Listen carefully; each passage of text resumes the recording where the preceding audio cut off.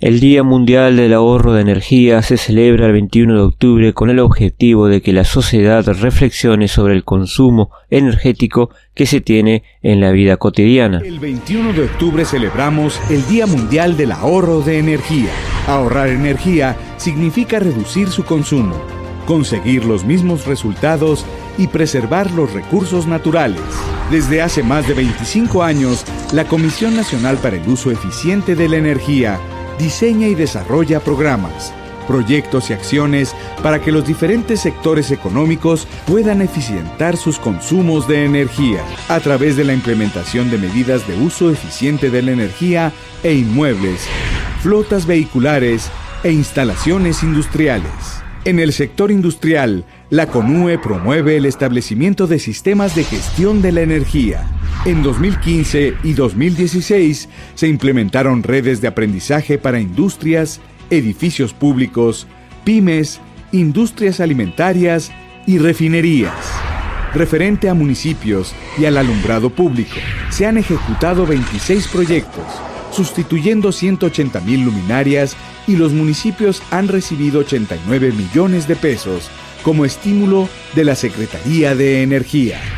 En la CONUE hemos establecido alianzas estratégicas y hemos promovido prácticas que han sido acogidas por los sectores público, privado y social en su conjunto.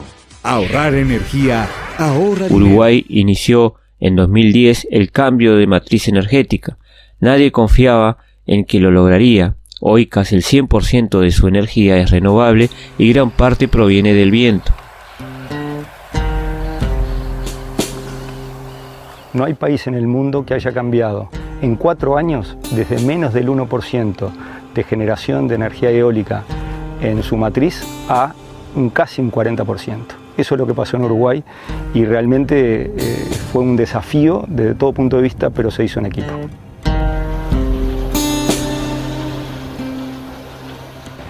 Con esta transformación lo que logramos fue romper 3 falsos paradigmas que existían. El primero es que sin subsidios no hay energías renovables. No es cierto, nosotros no subsidiamos. Segundo, que las energías renovables son más caras. Tampoco es cierto. No solamente no aumentaron, sino que disminuyó fuertemente el costo de producción de electricidad en cerca de $500 millones por año. Y tercero, que no se podía superar un determinado porcentaje de energías renovables. Tampoco es cierto, 98% de promedio anual y cerca del 100% por momento en energía eólica en particular. Este hombre fue elegido por la revista Fortune en 2016 como uno de los 50 líderes mundiales. Compartió entonces podio con la canciller alemana, el Papa o el primer ministro de Canadá. ¿Está bueno? Sí. La publicación reconocía así su labor al frente de la Dirección General de la Energía, una labor que ha contribuido a dejar un mejor legado a las generaciones futuras. Meses antes de este reconocimiento, Ramón Méndez había formado parte de la delegación uruguaya en la Cumbre del Clima de París. En la Cumbre Climática de París en el año 2015, lo que llamó la atención justamente era que podía existir un ejemplo en el cual se mostrara que es posible transformar la matriz energética. Es posible ir a una matriz muy poco contaminante, muy poca emisora de gases de efecto invernadero, y eso generó una cantidad de interés en varios eventos paralelos que se hicieron, donde fuimos invitados a compartir cómo era la experiencia uruguaya. Y eso de decir, sí, es posible hacer las cosas de manera diferente. Una manera diferente que ha logrado que casi el 100% de la energía eléctrica que consume este país, de apenas 3,5 millones de habitantes, proceda de fuentes renovables, del agua, del sol, de biomasa y del viento. Humberto Machado ha sido testigo desde el inicio de la revolución del viento. Desde su casa en la Sierra de los Caracoles, vio en primera fila junto a su esposa cómo se construyó el primer parque eólico del país. No hace tanto de aquello, se inauguró en 2009. Digo, ahora voy a tomar unos matecitos. El primer molino, bueno, teníamos la novedad porque nunca habíamos visto y entonces nos fuimos todos a la sierra como propietarios del campo porque no dejaban a personas extrañas, pero a nosotros nos permitieron. Nos sentamos ahí sobre las rocas y trajeron una grúa muy grande de Brasil. Ahí la grúa le levantaba los anillos y los iba colocando.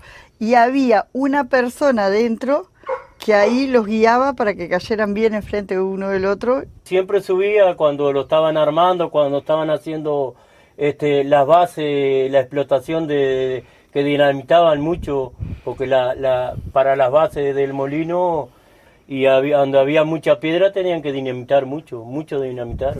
Graciela conocía ya desde antes el poderío del viento. Este molino era, cuando yo era niña, muy niña, lo conocí en la esquina de la casa allí, era con los que se alimentaba la luz y daba luz para todas las piezas. Es decir, que pienso que tiene más de 100 años. El parque eólico en la Sierra de los Caracoles es uno de los más de 40 que existen en el país. Es propiedad exclusiva de UTE, la empresa eléctrica pública de Uruguay. Bueno, no, de acuerdo a lo que tenemos planificado para hoy, nos quedaría ir a ver la inspección de los elevadores del aerogenerador 4. Sí, están trabajando ahora en mantenimiento, así que podemos. Perfecto. Dale. El parque tiene 10 molinos y son los más pequeños a escala industrial del país, pero fueron los primeros, así que su montaje fue todo un reto. Construir este parque no fue trivial, fue de los primeros parques eólicos en altura que se construyó y tuvimos que superar muchas cosas, entre otras la caminería. Llegar con un aerogenerador con las toneladas que pesa hasta acá arriba o con las grúas para el montaje no fue trivial. Incorporar muchos aerogeneradores en poco tiempo requirió el uso de todas las estrategias para traer esos aerogeneradores que eran importados. Se usaron los puertos, 2 puertos de ellos, Montevideo y lo que es el puerto de Fraiventos, y realmente cambió la naturaleza hasta del puerto, la geografía del puerto en el cual entraran esos equipos enormes y después lo que fue las carreteras. Las carreteras nacionales llenas de aerogeneradores.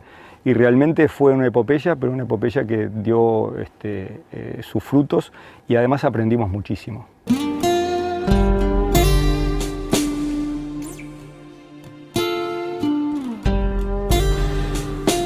Ramón Méndez es actualmente el director de planificación de la Intendencia de Montevideo. Desde ahí recuerda cómo era la situación energética antes de que el primer gobierno de Tabaré Vázquez revolucionara este pequeño país con el viento. En 2008 vivíamos lo que se puede llamar la tormenta perfecta. Llevamos muchos años de casi inversiones inexistentes, fruto de un marco regulatorio que colocaba todo en manos del sector privado, sin los incentivos suficientes para que las cosas ocurrieran, con falta de planificación. Y como consecuencia teníamos una matriz energética insuficiente, teníamos apagones frecuentes, una dependencia enorme de combustibles importados, en particular una dependencia muy fuerte del petróleo que no tenemos y a costos que se iban incrementando, con un impacto ambiental creciente, con superados nuestras capacidades de instalar nuevas plantas hidráulicas y encima el país se puso a crecer a tasas desconocidas, con lo cual la demanda empezó a crecer muchísimo, en particular en apenas 4 años, entre el 2004 y el 2010, 5 años, el sector industrial triplicó su demanda de energía. Gracias. Justo ese año, en 2010, todos los partidos políticos dejaron sus diferencias ideológicas de lado e hicieron de la política energética un asunto de Estado. Supieron estar a la altura y aprobaron el modelo que querían para los próximos 20 años. Los grandes organismos internacionales decían que Uruguay no lo iba a lograr, que estaba haciendo las cosas mal, que no subsidiaba como se subsidiaba en aquel momento en todo el mundo y que por lo tanto nunca íbamos a lograr el objetivo. Pero lo lograron. Uruguay gasta unos $500 millones en energía, 2.000 menos que en 2012. Además, actualmente, solo el 2% de la electricidad que se consume se genera a partir de fuentes fósiles. En 2012 era un 36%. Hace algunos años, cuando tenía que ir a estudiar muy temprano en la mañana, en la Central Valle estaba encendida y había muchas más chimeneas de las que hay hoy. Y era un poco deprimente pasar en el ómnibus por ahí y ver toda esa cantidad de chimeneas humeantes llenando de humo negro Montevideo. Bueno, por suerte están apagadas ahora. Hoy las centrales térmicas del país apenas necesitan prenderse. Están de backup para cuando los recursos naturales no bastan. El agua es, al igual que antes, la fuente principal para el abastecimiento energético. La mitad de la electricidad se genera en las represas del país. Un 10% procede de residuos agropecuarios e industriales y del sol.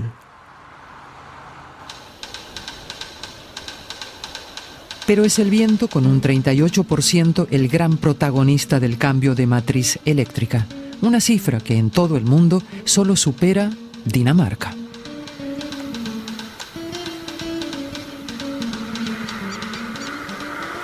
Si uno analiza la historia, la energía eólica va con el Uruguay.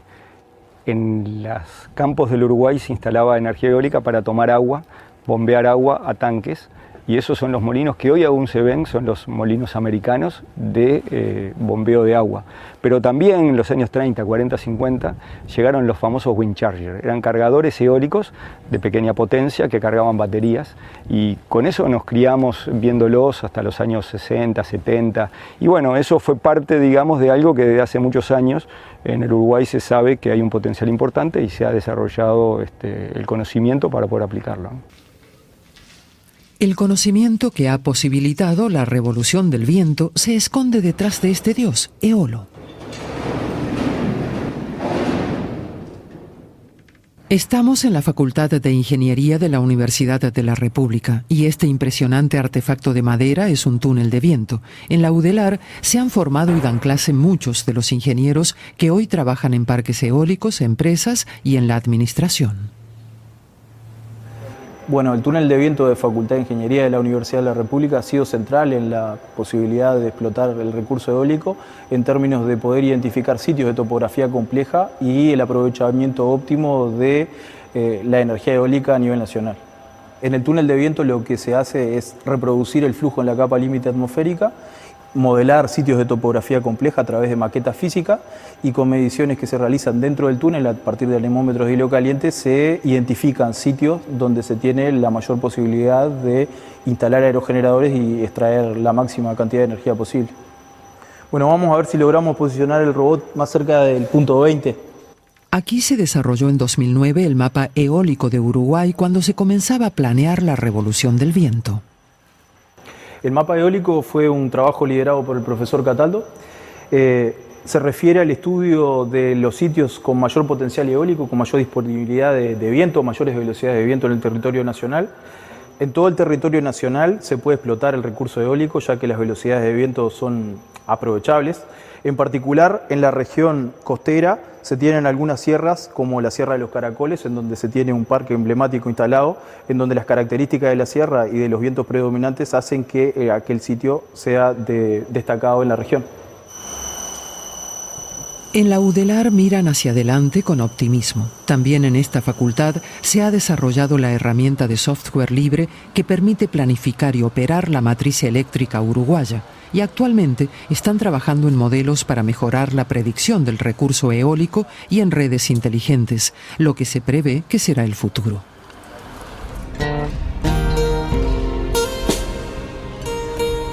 Pero nosotros volamos ahora en dirección contraria, hacia el pasado, en concreto a 2010. En un día se logra montar un aerogenerador. Cada uno pesa aproximadamente 220 toneladas. La góndola pesa casi 67 toneladas. Así contaba TV Ciudad a los uruguayos cómo se construyó la segunda fase del parque eólico de la Sierra de los Caracoles. Y no son uruguayos, está claro. No, hay algunos daneses, algunos polacos, hay portugueses, hay españoles. Esta gente trabaja en cualquier parte del mundo, sí, digamos, sí. ¿no? Es una empresa que se dedica... Pero la revolución del viento también impulsó a la economía del país. Se estima que el cambio de matriz eléctrica generó unos 50.000 puestos de trabajo. Además, se obligó a las empresas privadas que construyeron los parques a incluir un porcentaje de componente nacional, sobre todo pequeñas piezas, empresas de servicios o torres de hormigón, porque aerogeneradores industriales de este porte no se fabrican en Uruguay. ¿Cuánto es el numerito que calculamos frente a ese escenario?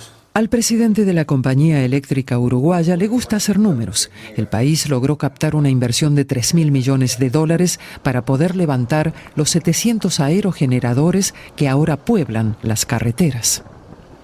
La clave tenía que ver con el modelo económico, con el modelo financiero. En ese sentido utilizamos todas las alternativas. Por un lado, compramos molinos como UTE, como empresa de todos los uruguayos, inversión pública.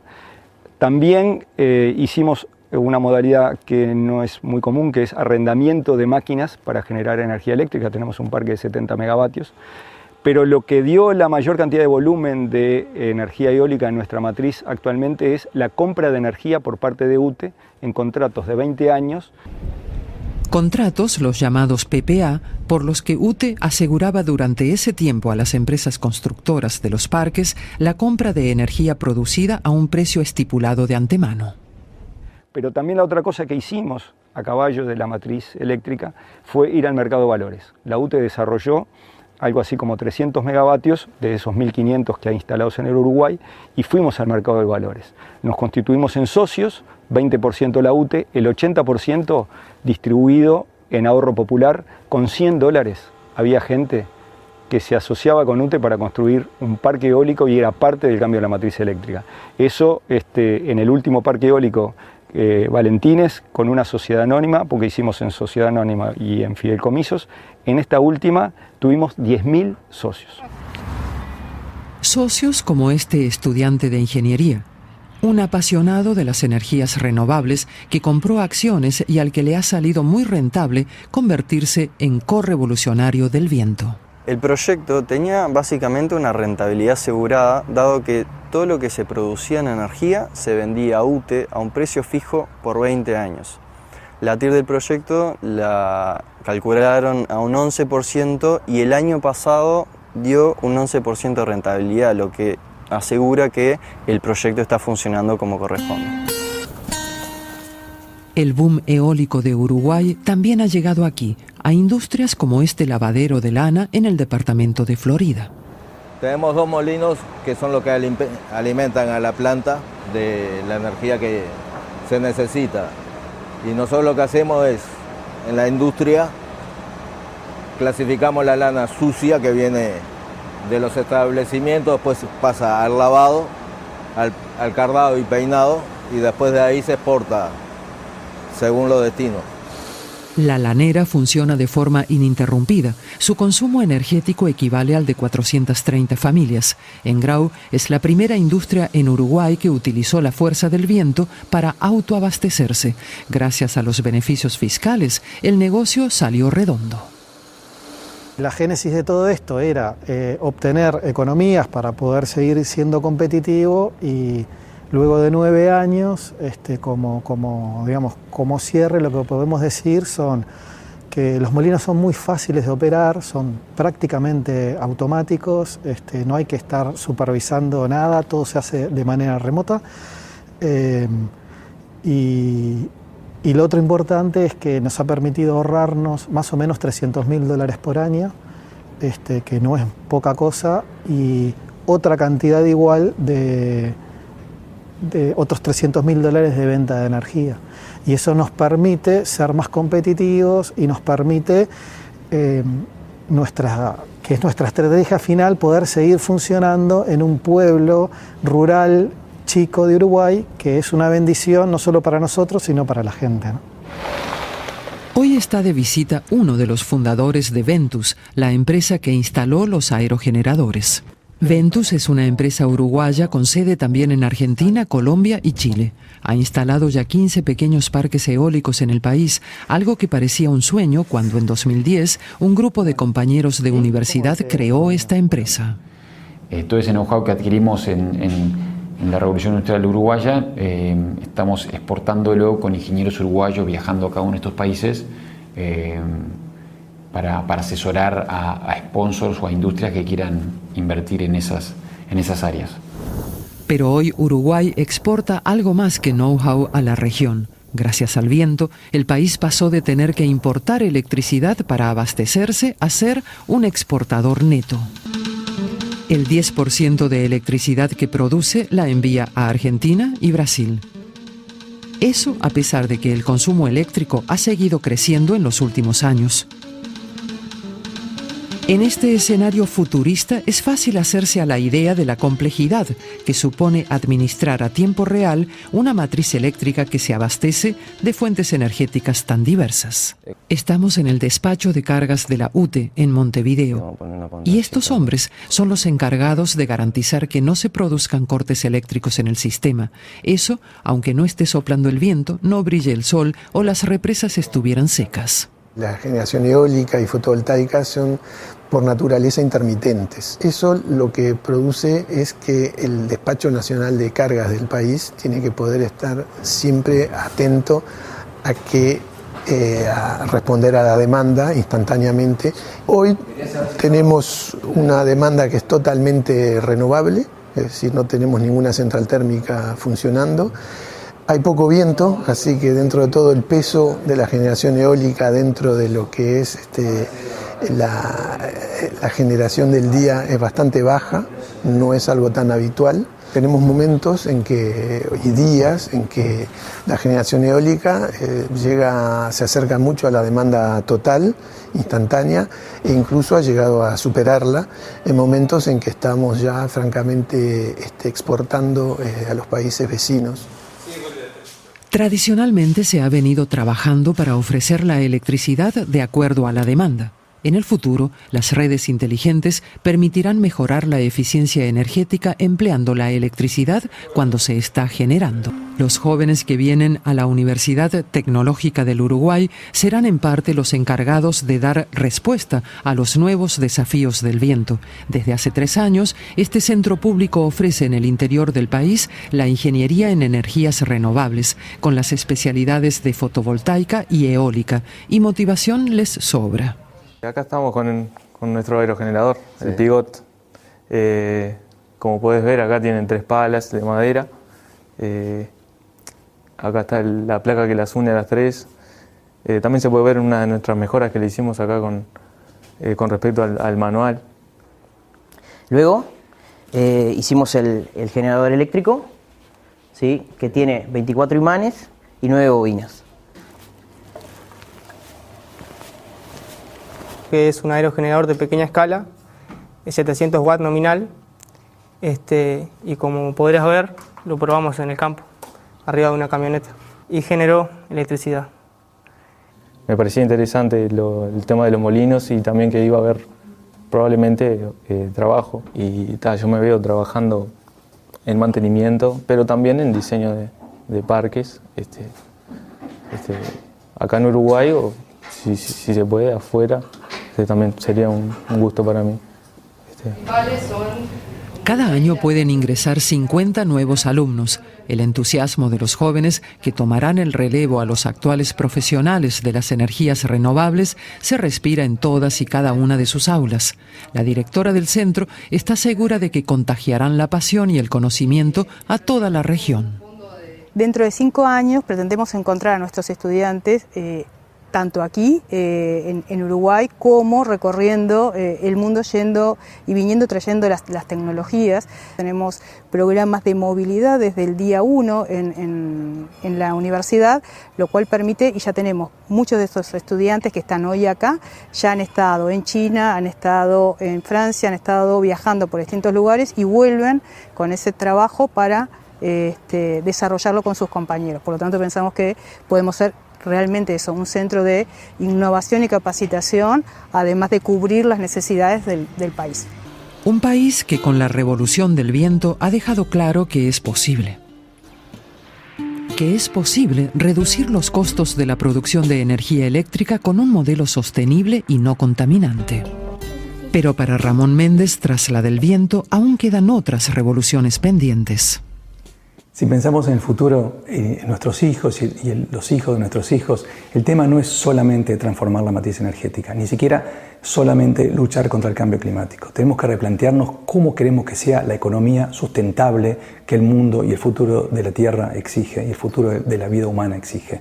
Y eso pasa por abandonar de alguna forma ese criterio lineal de producción en el cual tomamos materias primas de la naturaleza, las transformamos para generar productos que a veces compramos y ni siquiera sabemos muy bien por qué. Con los molinos, Uruguay deja ya a las generaciones futuras un mundo mejor.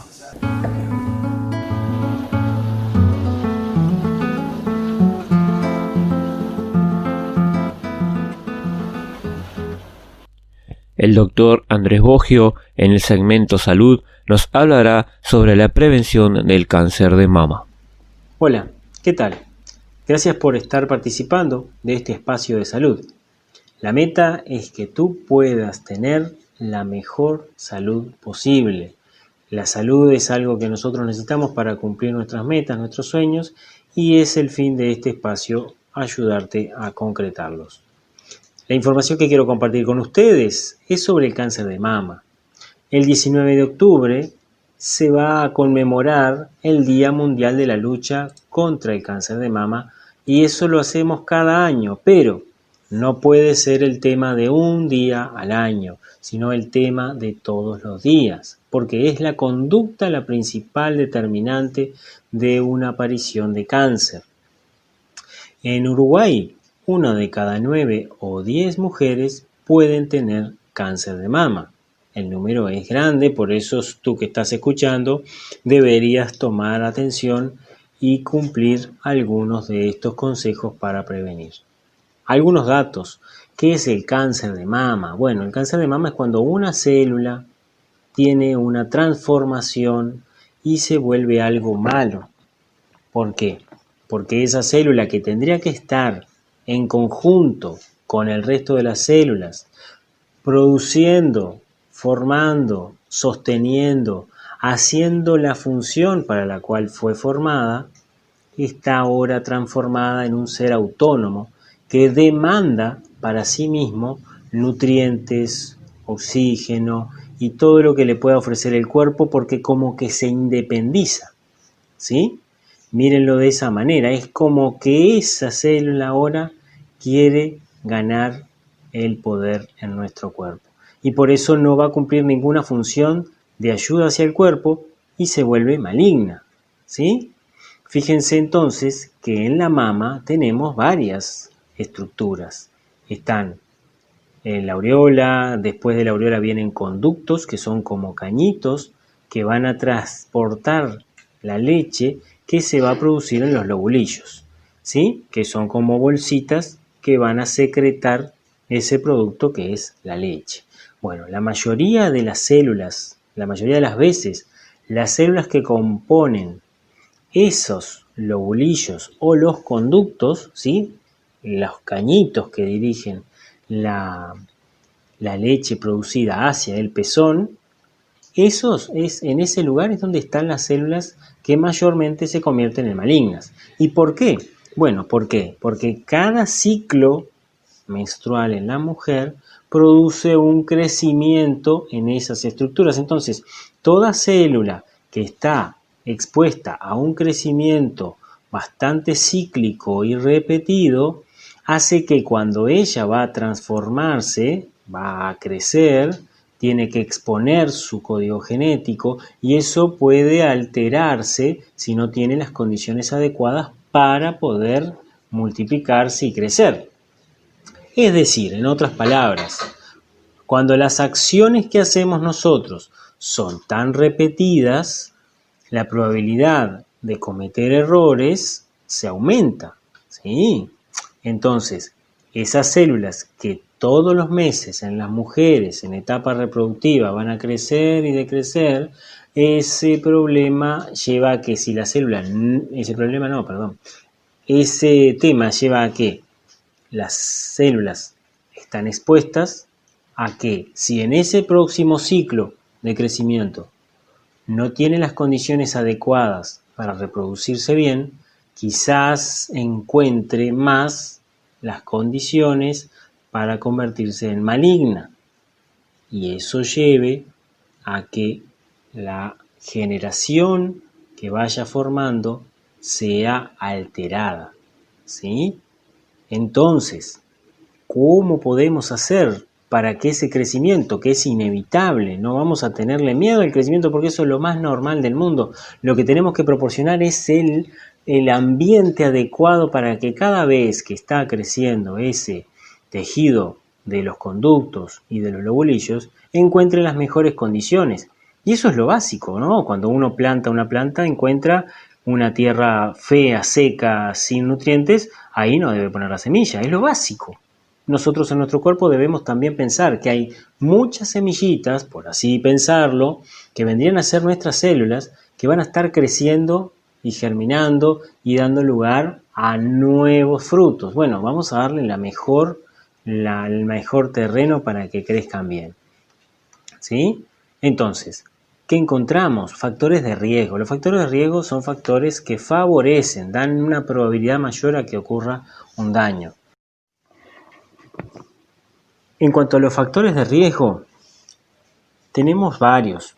No los voy a pretender nombrar todos ni explicar todos, sino que me gustaría enfatizar algunos. El tabaquismo, sí, el humo del tabaco, con todas las sustancias que tiene, va a proporcionar un terreno favorecedor del cáncer de mama. El alcohol también es un tóxico para las células de la mama. Así que no hay una medida que sea adecuada de la ingesta de alcohol, ni siquiera podemos decir qué tipo de alcohol tomar, porque el alcohol es alcohol al final en el metabolismo hepático, así que no hay ninguna salvedad que puedan decir qué tipo de alcohol es mejor, ¿sí? El otro factor de riesgo es el sobrepeso y la obesidad, por cuestiones hormonales. También encontramos que el sedentarismo es un factor de riesgo. El vivir estresado, ya que no se puede vivir sin estrés, porque es una condición natural de nuestro entorno para poder sobrellevar las actividades que tenemos, pero sí encontrar momentos de paz donde uno se pueda sentir bien, tranquilo, libre de estrés. De estrés exagerado, claro.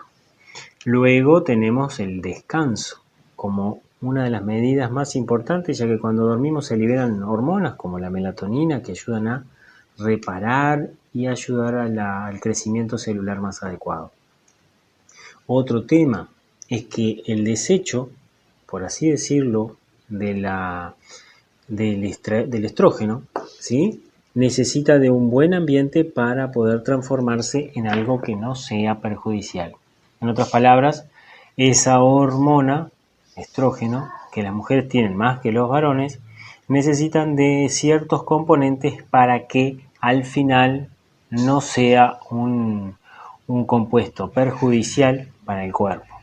Entonces, la estrona, que es de los componentes finales de la degradación, encontramos que se va a transformar en algo, ¿sí?, que va a disminuir el 40% del riesgo de desarrollar cáncer de mama. Ese compuesto, que tiene un nombre científico, no vale la pena ni recordarlo, sino que lo que tienen que recordar sí es esto. Es favorecido por la ingesta de las crucíferas, ¿sí?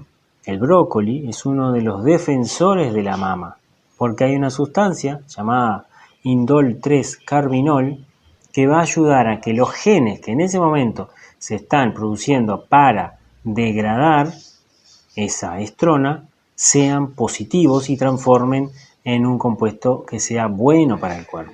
Sí, otro de los componentes que ayudan son las vitaminas del complejo B, el ácido fólico, la betaína, la cisteína, el hecho de hacer ejercicio. Todo eso va a favorecer de que se transforme esa estrona en algo bueno. Pero siempre está la contraparte negativa, parece. El hecho de que nosotros consumamos café, estemos expuestos al humo del tabaco o a otros humos, por ejemplo, la cocción en la parrilla, ¿sí?, que expone al benzopireno, que es un compuesto cancerígeno, eso da lugar a que se transforme en un compuesto que va a favorecer el ambiente para que se desarrolle cáncer de mama. Entonces, qué importante que es el hecho de proporcionar un buen ambiente a las células que se van a estar reproduciendo, ¿sí? Entonces, como concepto grande y general, tenemos que el cáncer de mama es frecuente, que en Uruguay hay bastante y que todos conocemos a alguna persona que lo ha padecido. Debemos compartir estos consejos. Espero que sea de utilidad y disfrutar cada vez más de nuestra salud y de nuestros seres queridos. Gracias. Ahora es momento de escuchar lo que dicen nuestros auspiciantes. 105.5, la radio que marca tendencias. Si te gusta, 105.5.